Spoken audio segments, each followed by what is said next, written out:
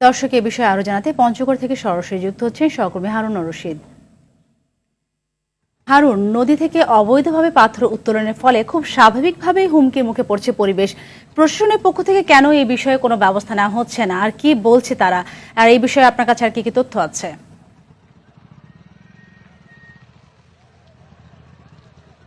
সাথী, আপনাকে প্রথমেই জানিয়ে রাখি যে ভারত থেকে উৎপত্তি হয়ে এই নদীটি কিন্তু বাংলাদেশে প্রবেশ করেছে। এই নদীতেই প্রতিদিন আমরা দেখেছি যে এখানে 30 থেকে 40টি দল পাথর উত্তোলন করছে। তারা কিন্তু কোনো অনুমোদন না নিয়ে এই পাথরগুলো উত্তোলন করে তারা কিন্তু শ্রমিকের কাছ থেকে জীবিকা নির্বাহ করছে। আমরা দেখেছি, যদিও শ্রমিকরা এখানে বলছেন যে আমরা নিজ উদ্যোগে পাথর উত্তোলন করছি, তবে অভিযোগ করেছি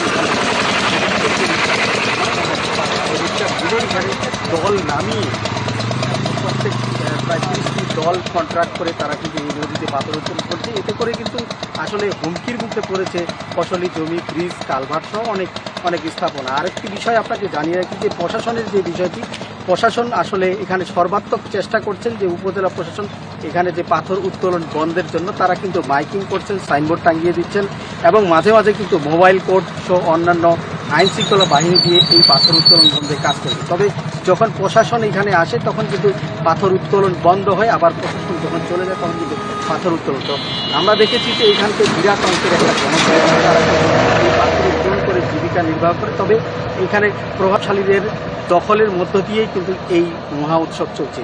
তো পঞ্চগড় থেকে এই ছিল আমার কাছে ডাহুক নদী নিয়ে সর্বশেষ তথ্য। সাথে